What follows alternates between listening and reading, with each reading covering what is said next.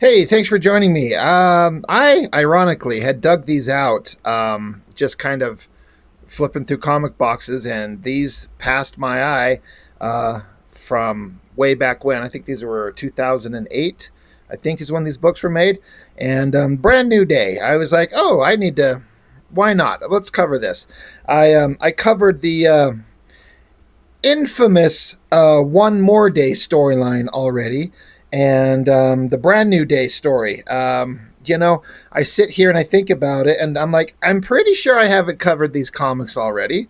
I'm fairly certain. It's going to be kind of embarrassing if I have, but I don't think I did. But so I dug these out, and they've been kind of sitting around waiting for me to kind of decide when it's the time to get to them. And then just this morning, I had a 10 a.m. showing of the new movie, Spider-Man, Brand New Day. Just saw it just today. And I got to say, pretty damn good. You know, it's not perfect, but nothing's ever perfect. Like, we got to get away from this mindset, like, something has to be perfect. Otherwise, we have to, like, always throw in a caveat of, like, it was fine, but... and which is ironic coming from me because that's all I ever do with anything. So anyway, whatever. The movie, Brand New Day, really good movie. I highly recommend it. I got to say, it's 1,000 times more entertaining than these fucking books right here. And it was just kind of funny. I was sitting in the theater, and I'm like, oh, Brand New Day. That's the name of those books. I've got those sitting out somewhere. Now would be a good time to get them out and sort of talk about them, sort of, maybe for a minute. I'm sure everyone watching knows the story. It's I heard somebody doing a movie review earlier today mention that One More Day, the story where Spider-Man gave up his marriage to Mephisto to save Aunt May, so the editorial team, specifically Quesada, could send Spider-Man back out in the world and have him not be married to Mary Jane because he thought that was a dumb idea. He didn't like Spider-Man being tied down, which is stupid. Stupid to think that.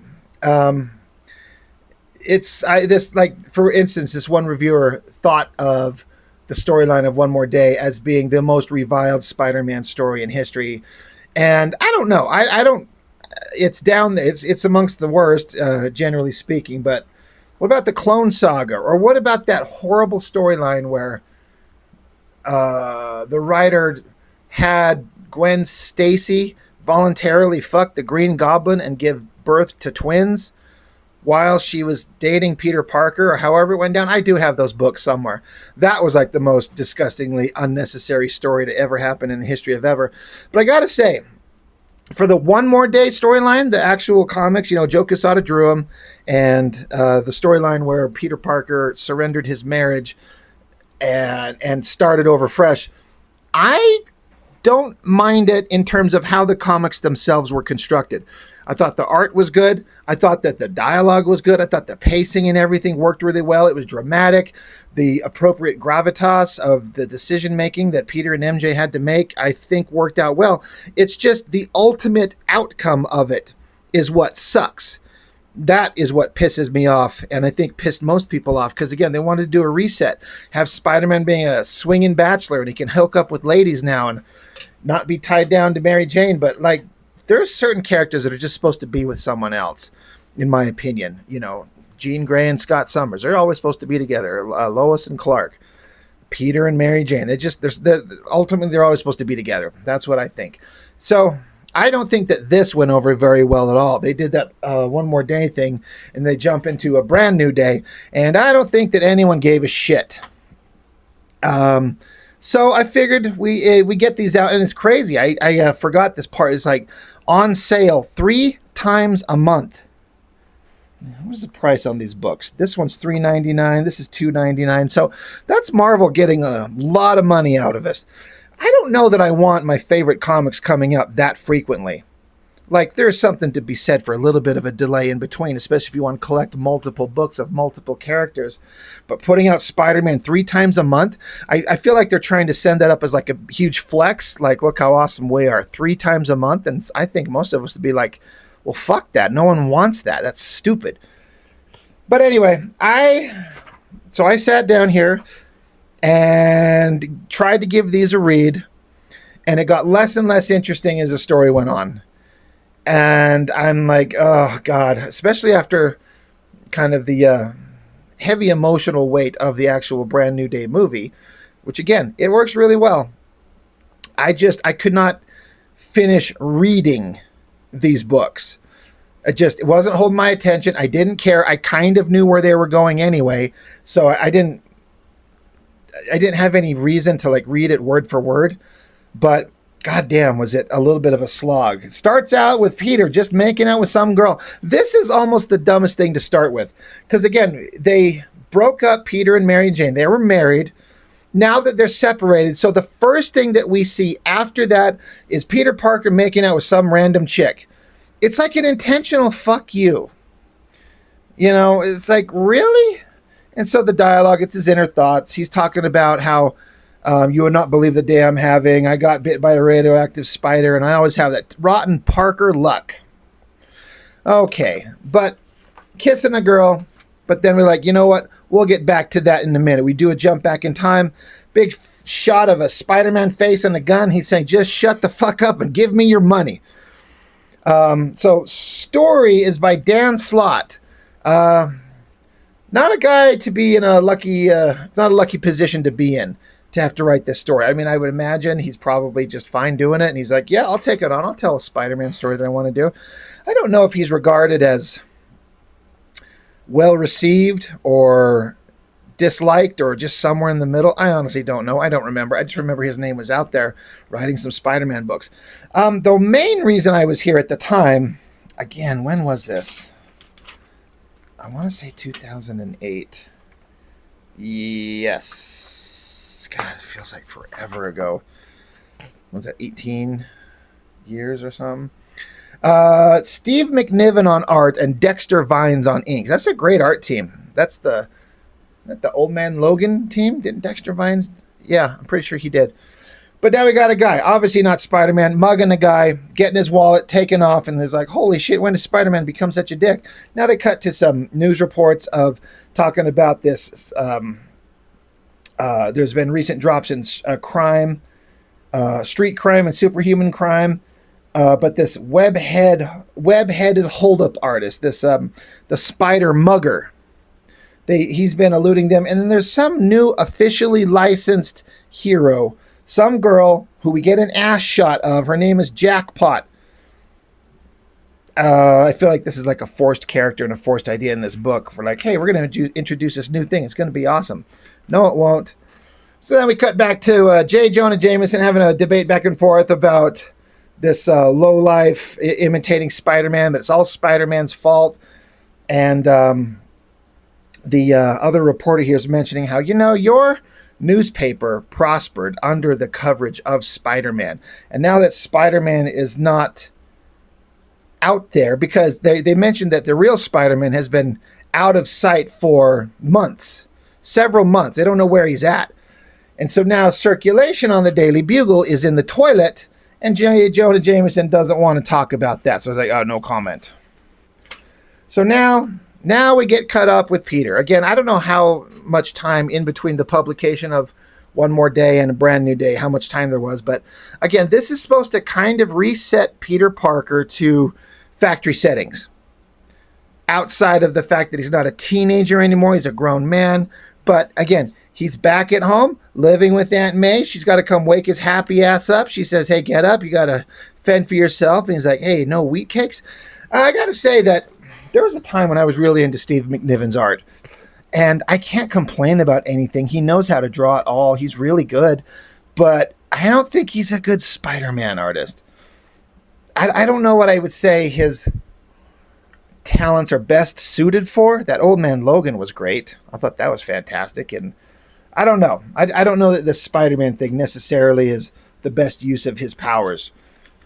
But it's just Peter Parker going around town, just doing his various things. He's got no money. He doesn't have a place to live anymore. He's had to move back in with Aunt May.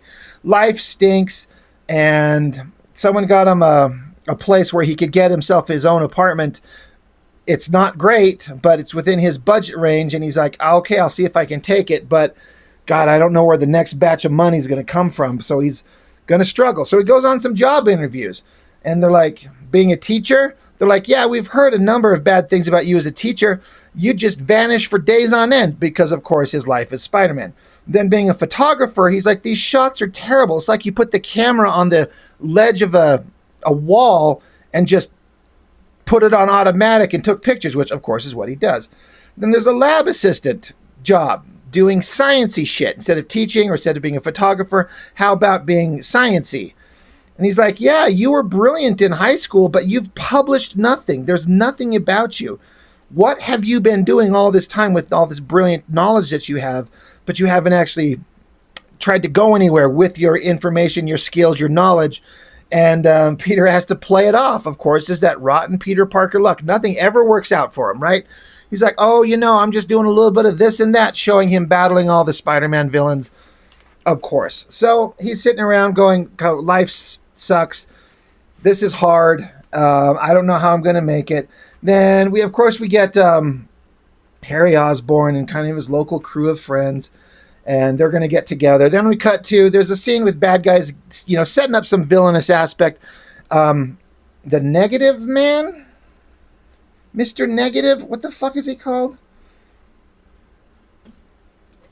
Oh, Mr. Negative, right. Mr. Negative, right there. I really don't remember this character. And I also really don't care. I wonder what his abilities are. Couldn't care less about this, but we have to set up a villain. Got to have a bad guy. He's getting some kind of case with some kind of awesome thing in there that he needs, and he murders the shit out of some guys. And he's like, yep, this case has this thing that I need, but now we just need a translator.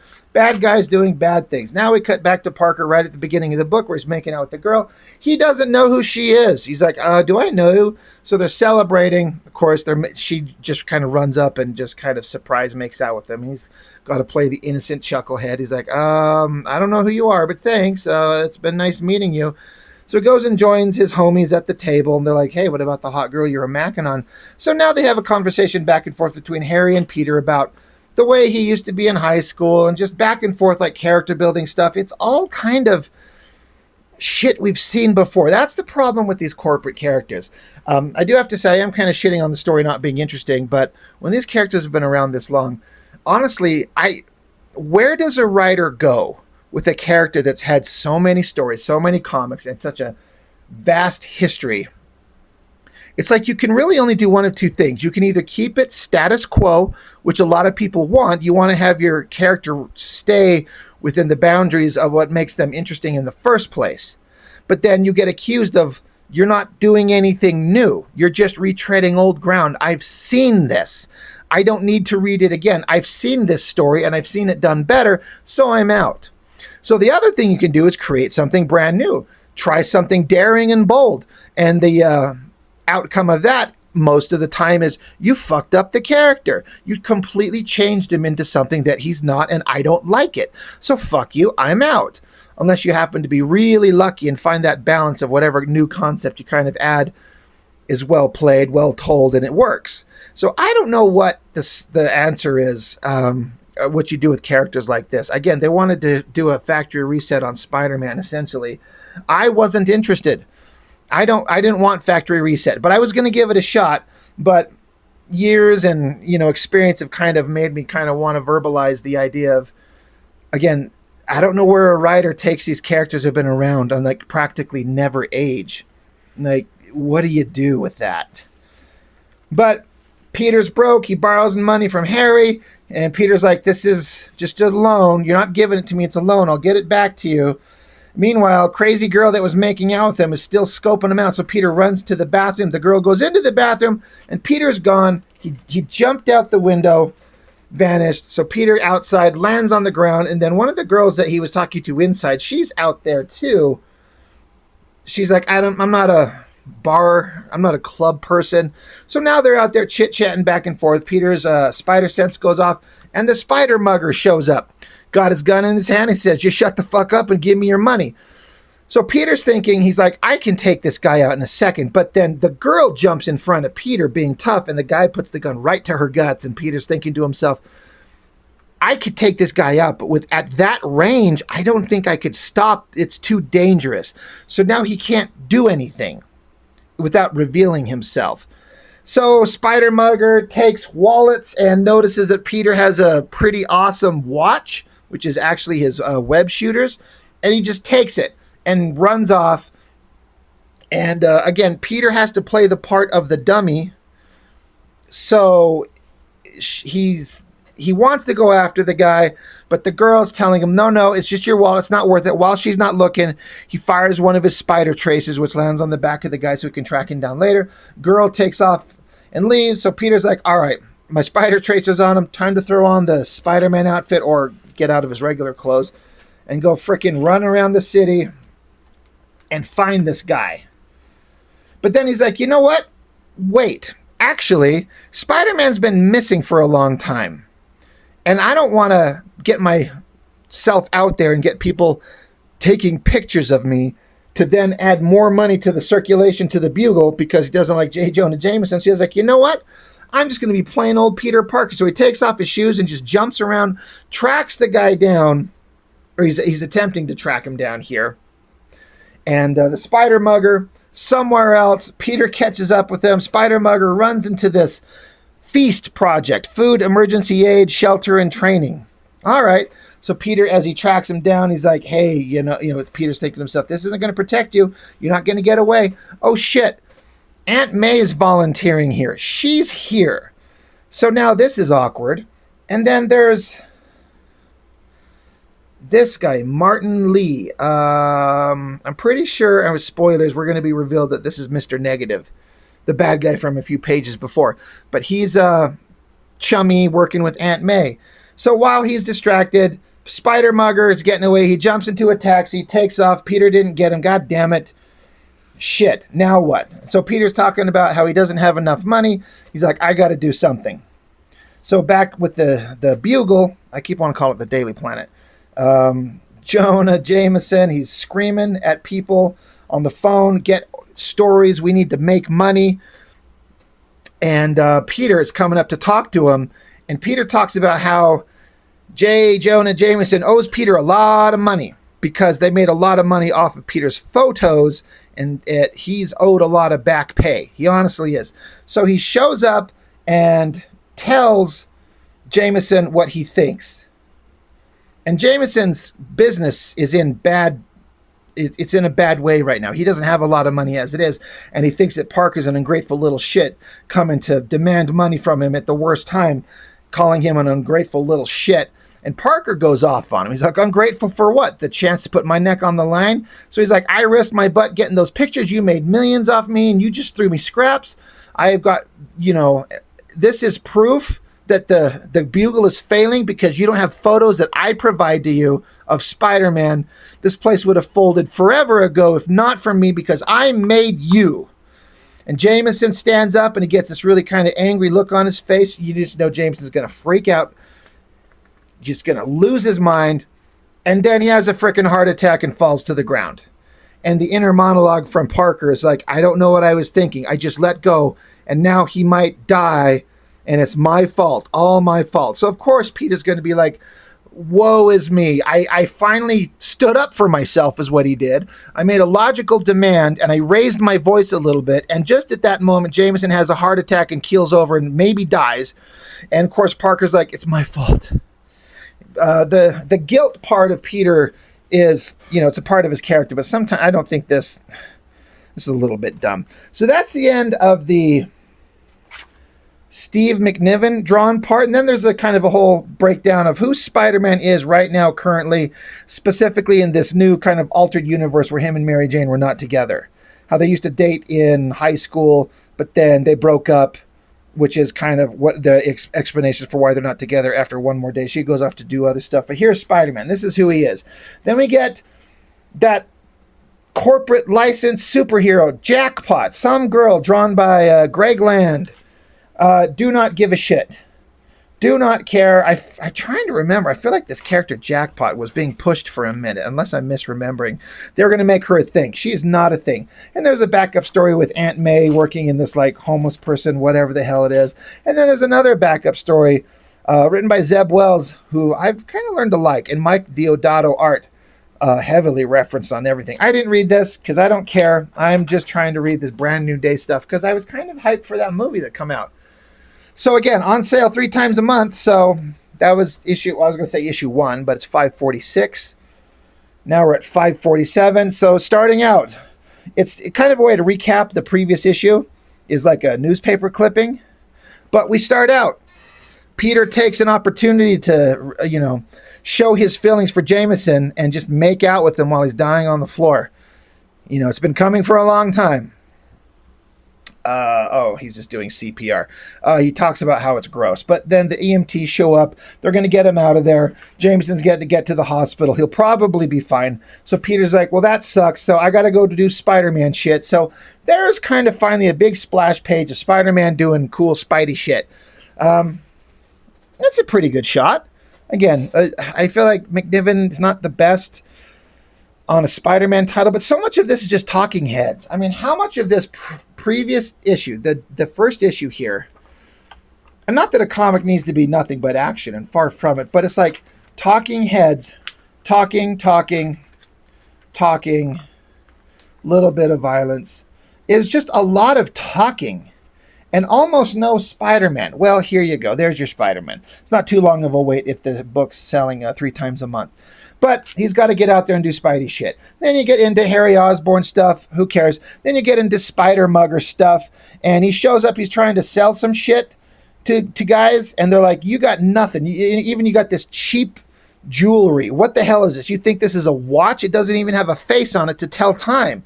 So Spider-Mugger just puts it on. He's like, well, I don't know what it is. I just took it from a guy. I thought it was worth some money, but it's not. He's not able to sell his shit. So he puts it on and finds out by, flexing his wrist, he shoots a spider tracer. And the guy sitting at the table with him doesn't notice it. And then Spider-Mugger notices there's a little activation switch that comes out. He gets it, fires spider web. He busts a web load above the guy's head. Guy doesn't notice it. But Spider-Mugger, figuring out, he actually mugged Spider-Man, and he took his frickin' web spinner thing. So he's like, okay, this will be interesting. Anyway, back with Spider-Man. He's trying to track down his device, but now there's 2 separate spider tracers, one on the Spider-Mugger and one that the Spider-Mugger himself shot onto another guy, and they're going different directions. So Spider-Man's like, what the hell? Shit's going in 2 different directions. So he's trying to chase him down. Of course, a big giant sign snaps and is going to fall. Spider-Man saves people, saves the day. He's awesome. Whatever. Then we're back at the hospital, and Jameson's out. And I'm guessing, I was getting to the point where I'm not reading this. It says this girl's name is Marla. I want to say that this is Jameson's wife, but she gets on the phone with a lawyer, her lawyer, and she's like, telling him like he's in the hospital and asking the lawyer if she has power of attorney. And he's like, well, in a situation like this, if he's unconscious, you're his wife. Of course you do. And she basically says, drop the papers. We're going to sell the Daily Bugle. Someone else in the book is wanting it. He wants to take it over. And she's like, I'm done with this. The stress of the job that Jameson leads, it's going to lead to an early grave. So she's like, sell the fucking paper out from under him. That's going to piss him off. Now we're back with the Mr. Negative guy. He's doing bad guy shit, injecting blood into guys. Again, I wasn't into it. I don't care. That's kind of an awkward shot of Spider-Man. It's good foreshortening on the leg, but it's also a little awkward looking. It's fine. But there's Mr. Negative or whatever he is at Spider-Man. So a fight has to happen. Fight, kick, punch, stab, punch, fight. I know I'm sitting here blasting through the fight scene, and I was like, yeah, there's too much talking, but I'm ultimately just not really interested in the story. I don't care. Cut back to the Spider-Mugger. He's ripping people off, webbing them up to a wall, and he realizes that when he mugged the guy earlier, that this is Spider-Man's web shooter, he also took his wallet. He's like, holy shit, I've got his wallet. I might know where the guy lives. This is a big deal for me. Mary Jane, huh? Aunt May's going back to check in with Peter, sees that he didn't come home that night. Spider-Man's off talking to the guy that's being tortured by the bad guys. And Mr. Negative is doing evil stuff. I'm just so done. Spider-Man tracking down bad guys. They fire kind of there's the storyline going on. They're talking about these, like, of course, as always happens, these crime boss mob families. And while Spider-Man's in there, getting involved in their shenanigans, a gas is fired into this room, and a bunch of people, presumably everybody, starts wrinkling up and falling to the ground dead, including Spider-Man. And it's like, oh my God, is he dead? Can you imagine? Well, let's get back with Spidey. I kind of like this cover. At first, at a glance, for some reason, I thought this was a camera he was holding, but it's like a bomb. You know, okay, Spider-Man, he's on the ground. Is he going to die from the gassing that he just got? Kind of a riff on the Peter Parker making out with Jameson. He's up close to the face of one of the dead guys. But he notices that he's coughing and he doesn't feel great, but he's kind of relatively fine.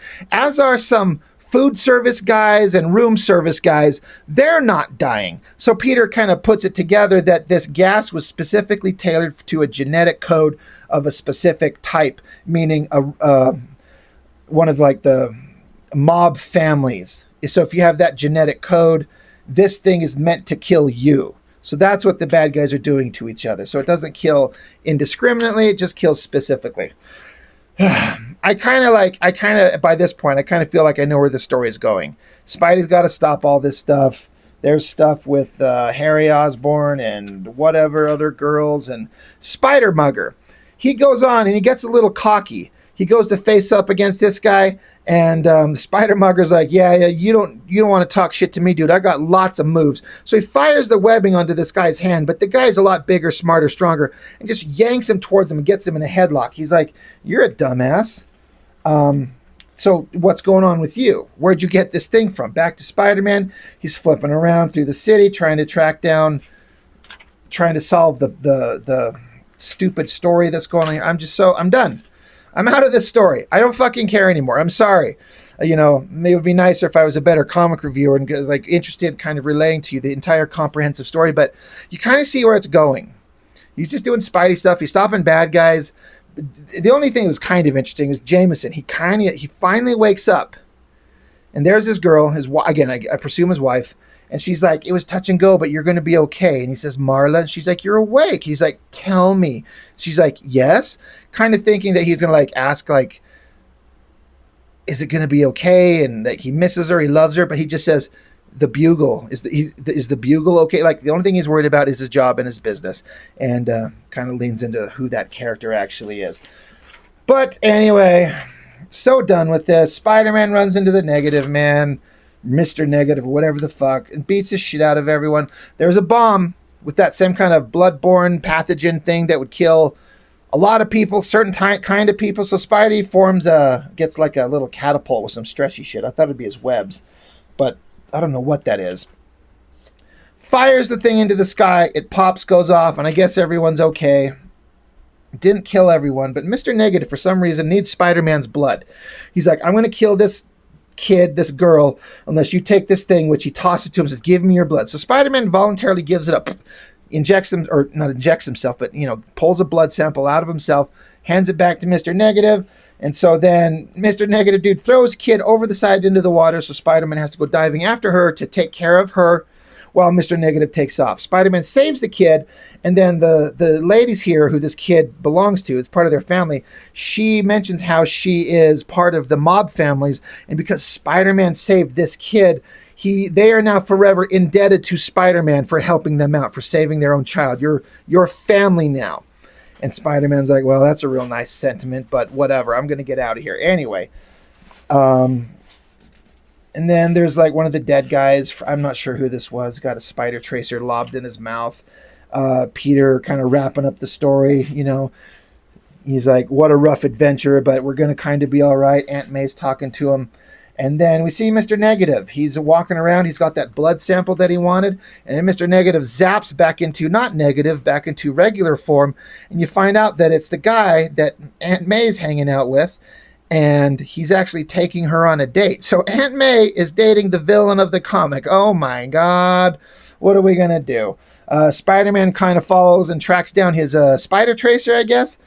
And finds the spider mugger guy. He's dead. And he gets his web shooter back. He's like, I wonder if he's got the rest of my stuff. Picks up one of those spider tracer bugs. The cops show up. And Spider-Man just takes off. He's gone. That's a pretty awesome shot of Spider-Man. Anyway, it's just like a 3 issues in 1 month of Spider-Man, A Brand New Day, the comic. Just to, again, shout out in 2008 that we're going to put Peter Parker back to kind of the fun, youthful, carefree-ish adventurer that he always was, instead of being bogged down by being married to the woman that he loves with all his heart and soul. Brilliant, guys. Thanks, Joe Quesada. That was really fucking dumb of you. And I don't think this panned out. It might have had good sales for a minute because the hype surrounding it gets people interested to pick it up. But in the long term, people look at this and go, this is fucking stupid. This is listed as one of the dumbest things they've ever done. And again, the story's fine, the art's fine, but it's just nothing. There's nothing interesting about it except that no one wanted this story where it's, Peter and Mary Jane are not together. That's the last thing anyone wanted, except Quesada. Kind of sucks when, I get we all have our own opinions, but you got to find some kind of balance in making the best comics and the best stories that you can possibly do while not screwing up the legacy of the character. Even if you want to fix that because you think it's better. I don't know. It's a hard job. I kind of don't have any problems with Quesada overall. I mean, I don't like the choices he made with Spider-Man in this run, but I don't have any problems with him. He's been one of my favorite artists, so whatever. But big misstep. But go see A Brand New Day, though. That was a good movie. I had a good time with that. I would definitely actually go see it again. I'm trying to see if I can justify taking my kids to it. And the only reason that I kind of say maybe or maybe not is because they haven't seen any of the other. They don't watch the Marvel Universe movies. They haven't seen any of the other Tom Holland Spider-Man movies. And so there'll be a certain element that they won't actually understand. And by a certain element, I mean a lot. They do explain it, but I don't know. They might enjoy just a good Spider-Man movie. That's awesome. I got them for the next week. It's my week to have a vacation with my boys. So I'm looking for stuff to do, and I might take him to go see the new Spider-Man movie, even though they've never seen any of the others. So anyway, that's it. Tell me what you think about this stuff. How much did it piss you off on a scale of 1 to fucking livid? Where did you fall in that? Were you like a 57 or something like that? Or way off the charts, pissed off with this bullshit story that they did. But it is neat to see, because that movie is doing really well financially, and it just goes to show that Spider-Man is the most popular comic book character ever.